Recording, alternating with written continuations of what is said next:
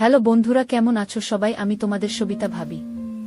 আজকে তোমাদের জন্য আবার একটি নতুন খেলাধুলার গল্প নিয়ে আসলাম। কথা দিচ্ছি, গল্পটি শেষ পর্যন্ত শুনলে ধরে রাখতে পারবে না, বের হয়ে যাবে। বন্ধুরা, প্রতিদিন এমন গরম গরম গল্প পেতে অবশ্যই চ্যানেলটি সাবস্ক্রাইব করে রাখবে। তো চলো গল্প শুরু করি। বোনের শ্বশুর রাতে আমার রুমে এসে আমার সাথে যা করে শুনলে আপনার আত্মা কেঁপে উঠবে। আপনার মেশিন দিয়ে পানি চলে আসবে, আপনি হাতের কাজ করতে বাধ্য হবেন। তাই গল্পটি মনোযোগ দিয়ে সম্পূর্ণ শুনুন। আমার গর্ভবতী দিদি তার নিজের খেয়াল রাখার জন্য বাচ্চার ডেলিভারির শেষের দিকে আমাকে তার নিজের শ্বশুরবাড়ি ডেকে নিয়েছিল। কিন্তু আমার জামাইবাবু সেই সময় আমার সাথে জোর জবরদস্তি করার চেষ্টা করেছিল, আর আমি ভয় পেয়ে গিয়ে আমার দিদিকে সবকিছু বলে দিয়েছিলাম। কিন্তু আমার দিদি আমাকে বলল, তোমাকে এগুলো করতেই হবে, না হলে বাইরের লোকের আঘাত অতটা কষ্ট দেয় না যতটা নিজের লোকের আঘাতে দেয়। আমার সাথেও কিছুটা এরকমই হয়েছিল। আমার এই গল্প আপনার শরীরের লোম খাড়া করে দেওয়ার মতো গল্প। কোনোভাবেই আমার নষ্ট হওয়ার পিছনে বাইরের কোনো লোক ছিল না। আমার এই গল্পটা আপনাদের কাছে পৌঁছানোর উদ্দেশ্য এটাই যে আপনারা সমস্ত বিষয়ে সাবধান থাকুন। আমার নাম নিপা। আমরা দুজন বোন ছিলাম। আমার বড় আপু নীল, আর বিয়ের সময় আমার মাত্র 14 বছর বয়স ছিল। আমাদের দুই বোনের বয়সের মধ্যে খুব একটা তফাৎ ছিল না, কিন্তু আমার দিদি আমার একমাত্র বোন ছিল, আর এই জন্য তার বিয়ের সময় আমাকে দেখে খুব খারাপ অবস্থা হয়েছিল। আমার জামাইবাবু আসে বিদায়ের পর আমাকে ভালোবেসে আমায় তার পাশে বসাল আর আমার হাত ধরে বলতে লাগল, নিপা, তাদের কি আছে, শালি তো আধি ঘরওয়ালি হয়, তোমার যখন মন চাইবে আমাদের ঘরে চলে আসবে। জামাইবাবুর এই কথা শুনে আমি ভীষণ খুশি হয়ে গেলাম। দিদি বিয়ে করে অন্য শহরে চলে গেল। আশিক জামাইবাবু বলতে লাগল, যখনই তুমি তোমার দিদির কাছে আসবে তখন আমি নিজে তোমাকে আমাদের শহরে ঘোরাব। দিদি বিদায়ের পর চলে গেল, কিন্তু আমার মনে ইচ্ছা হলো যে কখন আমি আমার দিদির বাড়ি যাব আর খুব মজা করব। দিদির বিয়ে হয়েছিল 1 বছর হয়ে গিয়েছিল, কিন্তু আমি তার শহরে যেতে পারিনি। পুরো 1 বছর পরে দিদি আমাদের বাড়ির কাছাকাছি এসে ঘুরে গেছিল, আর আশিক জামাইবাবু তার সাথে ছিল। সে খুবই ভালো মানুষ এবং খুব ভালোবাসতো আমাকে। যতদিন সে আমাদের বাড়িতে ছিল ততদিন আমার আগে পিছনে ঘুরতে থাকতো, আমার খুব খেয়াল রাখত। সে আমার জন্য অনেক কিছু উপহার আনত। আমার কোনো ভাই ছিল না, এই জন্য আমার তার প্রতি খুব ভালোবাসা ছিল। আন্তরিক তার নাম ছিল। 1 সপ্তাহ আমাদের সাথে কাটিয়ে দিদি আবার নিজের শ্বশুর বাড়ি চলে গেল। 1 মাস পরে আবার আপু ফোন আসলো, কিন্তু দিদি ভীষণ চিন্তায় ছিল আর মাকে বলেছিল যে সে প্রেগন্যান্ট, আর এই অবস্থায় অন্য শহরে গিয়ে থাকতে পারবে না, কেননা তার ভীষণ বমি হচ্ছিল আর ডাক্তার তাকে আরাম করতে বলেছিল। এটা শুনে মা ও চিন্তায় পড়ে গেল। আমার দিদির মধ্যে তো যেন মনে হতো আমার মায়ের প্রাণ ছিল, এতটাই ভালোবাসতো মা আপুকে। মা দিদিকে আমাদের ঘরে এসে যখন থাকতে বলল তখন দিদি বলল, আশি তাকে একা ছেড়ে থাকতে পারবে না। যদি দিদি এখানে চলে আসতো তাহলে আশিক জামাইবাবু আর তার বাবার অনেক অসুবিধা হতো, আর এমনিতেও এটা তো 12 মাসের ব্যাপার নয়, পুরো 9 মাস বাকি। দিদির এই কথা শুনে মা বলল, তুমি চিন্তা করো না, আমি তাকে তোমার কাছে পাঠিয়ে দিচ্ছি, আর বোন গেলে তোমার মনও ভালো হয়ে যাবে, আর নিপা তোমার বাড়ির কাজকর্মেও তোমাকে সাহায্য করতে পারবে। মায়ের এই কথা শুনে দিদি খুব খুশি হয়ে গেল আর বলল যে নিপাকে একা পাঠাতে হবে না, আমি আশিককে বলে দিচ্ছি। আমি তো কবে থেকেই সুযোগের অপেক্ষায় ছিলাম আর কতবার প্রার্থনা করেছিলাম ওখানে যাওয়ার জন্য, আর এই জন্য সঙ্গে সঙ্গে আমি খুশি হয়ে গেলাম। আর খুশি খুশিতে আমি নিজের জিনিসপত্র গুছিয়ে নিলাম। মাসি হওয়া একটা আলাদাই খুশি আমার মধ্যে ছিল। 2 দিন পরে জামাইবাবু আমাকে নিতে আসলো, আর আমি তার সাথে আমার বোনের কাছে অন্য শহরে চলে এলাম। দিদির শ্বশুরবাড়িতে শুধুমাত্র আশিক জামাইবাবু আর তার শ্বশুর ছিল, এজন্য আমার সেখানে থাকতে কোনো অসুবিধা হয়নি। দিদির শ্বশুর বাড়িতে শাশুড়ি নন্দের কোনো ঝামেলা ছিল না। দিদি আমাকে দেখে ভীষণ খুশি হয়ে গেল। দিদি আগে থেকেই আমার জন্য আমার পছন্দের খাবার তৈরি করে রেখেছিল। আমার থাকার জন্য সামনে একটা ঘর আমাকে দিয়ে দিয়েছিল। দিদির শ্বশুরকে সালাম করতে আমি যখন তার ঘরে গেলাম তখন তার অদ্ভুত কাণ্ড দেখতে পেলাম। দেখলাম সে বিছানায় পড়ে থাকা একজন অসুস্থ লোক, আর আমাকে দেখে অদ্ভুত অদ্ভুত কথা বলতে লাগল। দিদি আমার হাত ধরে তার শ্বশুরের ঘর থেকে আমাকে বাইরে নিয়ে আসলো আর বলতে লাগলো তার শ্বশুর অনেক বছর ধরে অসুস্থ, এই জন্য মাঝে মধ্যে সে উল্টোপাল্টা কথা বলে ফেলে। তার ঘরে আর যেন আমি না যাই, আর আমার ওই ঘরে যাওয়ার কোনো দরকার নেই, তাও দিদি আমাকে বলে দিল। দিদির শ্বশুর দিদির বিয়েতেও আসেনি আমাদের বাড়ি। আশিক জামাইবাবু সম্বন্ধে আমার বাবার কোনো একটা বন্ধু দিদির সাথে করিয়েছিল। আমার দিদির শ্বশুরের সাথে আমার এই প্রথম দেখা হয়। আর সত্যিই তো এটাই ছিল যে আমি তার শ্বশুরের সাথে দেখা করে ভীষণভাবে ভয় পেয়ে গিয়েছিলাম। আমি দিদির ঘরে এসেছি 2 দিন হয়ে গেল। আমি আর তার শ্বশুরের ঘরে যাইনি। আশিক দুলাভাই আমার খুব খেয়াল রাখত। আর দিদির শরীর ভালো না থাকার জন্য দিদি বেশিরভাগ সময় বিছানায় শুয়ে কাটাত। সারা ঘর আমি সামলে নিয়েছিলাম। কিন্তু একদিন এমন কিছু হয়ে গেল যে আমার গায়ে কাঁটা দিয়ে উঠল। রাত্রিবেলা খাবার পর রান্নাঘর পরিষ্কার করে আমি যখন ঘরে আমি ভাবলাম যে আমি স্নান করে আসি। গরম এত বেশি পড়েছে যে পুরো ঘেমে গিয়েছিলাম। আমি স্নান করার জন্য আমার ঘরের বাথরুমে ঢুকে গেলাম। কিছুক্ষণের মধ্যেই আমি যেন অনুভব করলাম যে কেউ আমাকে দেখছে। প্রথম আমার মনে হয়েছিল যে এটা আমার ভুল। কিন্তু হঠাৎ করে আমার নজর বাথরুমের জানালার কাছে যখন পড়ল তখন আমি অবাক হয়ে গেলাম। ওখানে কোন একটা ছায়া যেন আমার উপর নজর রেখেছিল। আমি যেন দেখতে পেলাম। আর আমার বিশ্বাস হয়ে গেল যে কেউ লুকিয়ে লুকিয়ে আমাকে দেখছে। ব্যাপারটা আমি পুরো ঘাবড়ে গেলাম। আমি তাড়াতাড়ি জামা কাপড় পরে নিলাম। আর দৌড়াতে দৌড়াতে বাইরে বেরিয়ে এলাম। দিদির ঘরে যখন গেলাম তখন দিদি আর জামাই বাবু আরাম করে একসাথে বিছানায় শুয়েছিল। আমি তাড়াহুড়োতে তাদের ঘরের দরজায় টোকা দিতে ভুলে গিয়েছিলাম।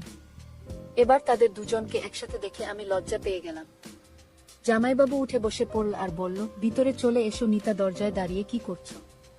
আমি বুঝতে পারছিলাম না যে আমার কি করা উচিত।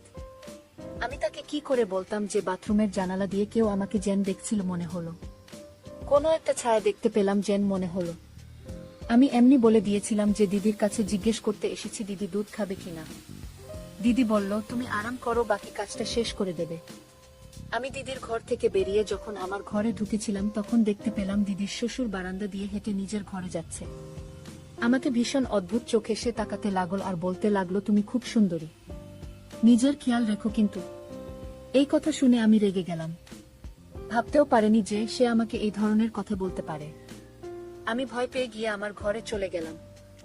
সারা রাত আমি জেগে রইলাম আর জেগে কাটিয়ে দিলাম এসব ভেবে যে দিদি তো বলেছিল যে তার শ্বশুর পুরোপুরি অসুস্থ আর সে ঘর থেকে বেরোতেও পারে না। তাহলে এত রাতে সে বারান্দায় কিভাবে গেল আর সে কি করছিল? ব্যাপারটা তো খুব অদ্ভুত। আমাকে খুব ভাবিয়ে তুলেছিল। বাথরুমের জানালার কাছে যেটা ছিল সেটা কি শুধুমাত্র আমার চিন্তা নাকি সত্যি? ওটা কি আমার চিন্তা ছিল? ওটা দিদির শ্বশুর ছিল না তো? এই প্রশ্নটা আমাকে পাগল করে দিচ্ছিল। পুরো রাত এমনি তাকিয়ে তাকিয়ে আমি কাটিয়ে দিলাম। তারপরের দিন সকালবেলা জামাইবাবু অফিস যাবার সময় বলে গেল, নিপা আমি বিকাল বেলা তাড়াতাড়ি চলে আসব আর তোমাকে শপিং এর জন্য বাজার করতে নিয়ে যাব। তুমি বিকেল বেলা রেডি থেকো। এটা বলতে বলতে হঠাৎ সে আমার কাছে চলে আসলো আর আমার গালে হাত দিল আর অফিসে চলে গেল। দিদির পিছনেই দাঁড়িয়ে ছিল। দিদি বলল যে আশি তোমাকে ভীষণ ভালোবাসে, তোমার অনেক খেয়াল রাখে, তুমিও চেষ্টা করো ওর খেয়াল রাখার। কেননা আমি আশিকে খেয়াল রাখতে আজকাল খুব একটা পাই না, ও ভীষণ ক্লান্ত হয়ে যায়। দিদির এই কথা শুনে আমি বললাম, তুমি চিন্তা করো না, আমি আশির ভাইয়ের যথেষ্ট খেয়াল রাখব। বিকাল বেলা আমি সেজেগুজে তৈরি হয়ে গেলাম। তারপর আশির দা আমাকে শপিং করতে নিয়ে গেল। সে দিদির থেকে বেশি তো আমার জন্য শপিং করলো। আমি ভীষণ খুশি ছিলাম, কিন্তু আমি কি করে জানব যে আমার এই খুশি বেশ কিছুদিনের জন্য মাত্র, কয়েকদিনের জন্য মাত্র। সেই রাতে আমি ভীষণ ক্লান্ত হয়ে ঘুরে এলাম আর খাবার খেয়ে চলে গেলাম বিছানায় আর শুয়ে ঘুমিয়ে পড়লাম। মাঝরাতে হঠাৎ করে কারেন্ট চলে গেল আর আমার গরম লাগতে চোখ খুলে গেল ঘুম থেকে। যেন এমন মনে হলো যে কেউ আমার বিছানায় রয়েছে। ঘরের মধ্যে এত অন্ধকার ছিল যে আমি কিছু দেখতে পেলাম না। আর হঠাৎ করে যেন কেউ একজন আমার কাছে আসা শুরু করলো। আমার দম বন্ধ হতে থাকলো। আমি চেঁচাতেও পারিনি। কিন্তু যখন বুঝলাম যে আমার সাথে কিছু বাজে হতে চলেছে, আমি আমার সব শক্তি দিয়ে জোরে ধাক্কা দিলাম তাকে। সে আন্দাজ করতে পারেনি যে আমি তাকে এত জোরে ধাক্কা দেব। সে একদমই পিছনে সরে গেল আর পালিয়ে গেল আমার ঘর থেকে। আমি এখনো পর্যন্ত কিছু দেখতে পাচ্ছিলাম না। অন্ধকার অনেক বেশি ছিল। আমি দেওয়াল ধরে ধরে দিদির ঘরে গেলাম। আমি গিয়ে দিদিকে যখন ডাকলাম, দিদি আমাকে বলতে লাগল, নিপা তুমি চিন্তা করো না, আশিক লাইট ঠিক করতে গেছে। মাঝে মধ্যে আমাদের বাড়িতে কারেন্ট চলে যায়, আশিক তাড়াতাড়ি ঠিক করে দেবে। নিজের মোবাইল ফোনের টর্চও চালাল, আমার কাছে তো মোবাইলও ছিল না। আমি দিদির কাছে বসে কাঁদতে লাগলাম। একটু পরেই লাইট চলে এল। দিদি বলতে লাগল, তুমিও পাগল আছো, একটুখানি অন্ধকার দেখে ভয় পেয়ে গেলে, তাহলে আমার কি খেয়াল রাখবে তুমি? দিদির কথা শুনে আমি বললাম, ব্যাপারটা সেরকম নয়, আমার ঘরে কেউ একজন ছিল। আমার কথা শুনে দিদি জোরে জোরে হাসতে লাগল, বল যে আশিক আমার সাথে আমার ঘরে ছিল, আমার শ্বশুর ঘর থেকে বেরোতেই পারেন না, তুমি অন্ধকারের জন্য ভয় পেয়ে গেছো, কোনো ব্যাপার না। আমি জানি না আমি দিদিকে কিভাবে বিশ্বাস করব যে আমার ঘরে সত্যিই কেউ ছিল, কিন্তু সেটাকে ছিল আমি বুঝতেই পারছিলাম না। যদি আশির দুলাভাই দিদির সাথে থাকে তাহলে আমার ঘরে কি ছিল? প্রথমে বাথরুমের জানালার কাছে কেউ একজন নজর রেখেছিল, আর এবার ঘরের মধ্যে কেউ একজন ছিল, মনে হলো আমি ভয় পেয়ে গেলাম। আমার মাথার মধ্যে থেকেই খালি দিদির শ্বশুরের খেয়াল আসছিল। লাইট ঠিক করে আশির দাদা ঘরে আসলো আর আমাকে দেখে বলল যে, নীল, আমি তোমাকে প্রথমেই বলেছিলাম যে অন্ধকারেও ঘাবড়ে যাবে, তুমি ওর কাছে চলে যাও। দিদি জামাইবাবুকে বলতে লাগলো, খুব অন্ধকার ছিল, আমি যদি পড়ে যেতাম, আমি কি করে জানব যে ও এত ভয় পেয়ে যাবে? আমি দুজনকে বললাম, তোমরা আমাকে নিয়ে চিন্তা করো না, আমি ঠিক আছি, আর এবার আমি আমার ঘরে গিয়ে ঘুমিয়ে পড়ব।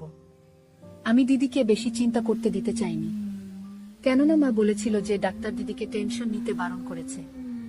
আমি ভয় পেতে পেতে নিজের ঘরে এলাম আর দরজা ভিতর থেকে লক করে বিছানায় শুয়ে পড়লাম। ঘুম তো আমার আসছিল না কিছুতেই। আমি ভাবছিলাম যে কোনো না কোনো বাহানা করে ঘরে চলে যায়। পুরোটাই আমার মিথ্যা সন্দেহ ছিল না, এই ব্যাপারটা আমার পুরো বিশ্বাস ছিল। কেউ আমায় একাকিত্বের সুযোগ নেওয়ার চেষ্টা করছিল। পরের দিন আসি, দাদা কোনো একটা কাজের জন্য কিছুক্ষণের জন্য দুপুর বেলা অফিস থেকে ঘুরে আসলো। ওই সময় দিদি ওষুধ খেয়ে নিজের ঘরে গভীর ঘুমে ঘুমাচ্ছিল, আর আমি রান্নাঘরে খাবার তৈরি করছিলাম, আর আমাকে সে পেছন থেকে জড়িয়ে ধরেছিল। আমি তার থেকে এই ব্যবহার একেবারেই আশা করিনি। আমি ভয় পেয়ে নিজেকে তার থেকে ছাড়িয়ে নেওয়ার চেষ্টা করতে লাগলাম।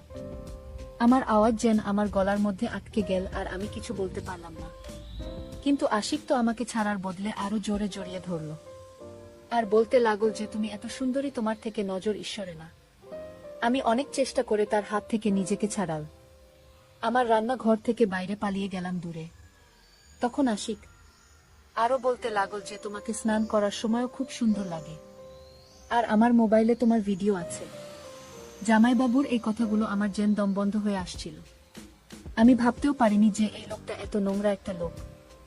আমি কাঁদতে কাঁদতে যখন জামাইবাবুর দিকে তাকালাম তখন সে বলতে লাগলো, আমি তোমার সাথে শুধুমাত্র প্রেম ভালোবাসার কথা বলতে চাই। আর বলতে বলতে আমার দিকে এগিয়ে আসলো, আর আমি ঘরে চলে গেলাম আর নিজেকে ভেতর থেকে লক করে দিলাম। কিন্তু আমি ভয়ে কাঁপতে লাগলাম। আমি আজ আমার জামাইবাবুর এমন রূপ দেখলাম যে এর আগে কখনো দেখিনি। আমি তো তাকে দাদা ভেবেছিলাম, কিন্তু সে তো আমার মান ইচ্ছের বিরুদ্ধে গিয়ে আমার শত্রু বের হলো। জানি না কবে থেকে তার বাজে নজর আমার উপর পড়েছে, আমি খেয়াল পর্যন্ত করিনি। আশিদা কিছুক্ষণের জন্য অফিস থেকে ঘরে এসেছিল, আর তাই সে আবার চলেও গেল অফিসে। আর আমি ঠিক করে নিয়েছিলাম যে আমি আর এক মুহূর্ত এখানে থাকবো না। বিকেল বেলা যখন দিদি নিজের ঘর থেকে উঠে আমার কাছে আসলো তখন কেঁদে কেঁদে আমার পুরো চোখ ফুলে গিয়েছিল। সে বিরক্ত হয়ে জিজ্ঞেস করতে লাগল যে, কি হয়েছে, কি ব্যাপারে তুমি এত কাঁদছো? আমি দিদির কাছে সত্যিটা লুকিয়েছিলাম, কেননা ওনার অবস্থা এমন ছিল না যে আমি জামাইবাবুর ব্যাপারে এত বড় কথা বলবো। আমি কাঁদতে কাঁদতে বললাম যে খুব মা বাবার কথা মনে পড়ছে, আমি বাড়ি যেতে চাই।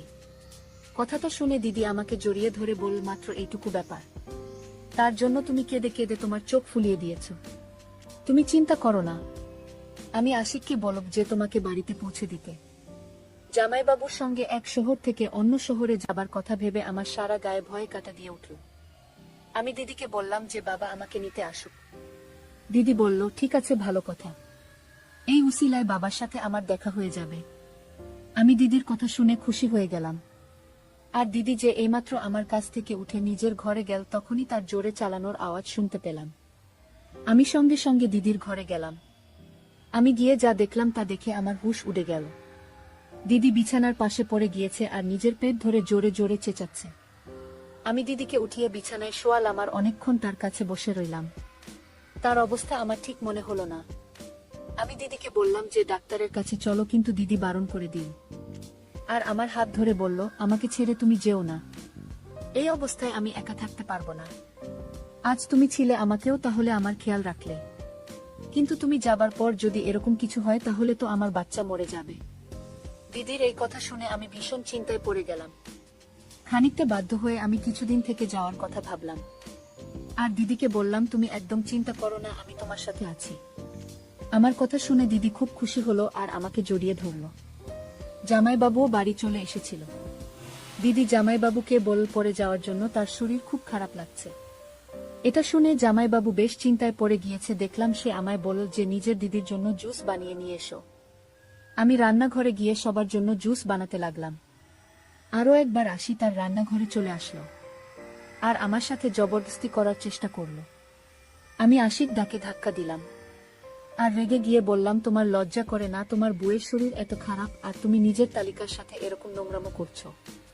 জামাইবাবুর উপর আমার কথার কোনো প্রভাব পড়ল না। সে আমার সাথে আবার জোর জবরদস্তি করতে লাগল। আমার চেঁচানোতে দিদি চলে আসলো। আমি এতটা ঘাবড়ে গিয়েছিলাম যে দিদির যে অবস্থা সেটা না ভেবে আমি তাকে জামাইবাবুর সমস্ত সত্যি বলে দিয়েছিলাম।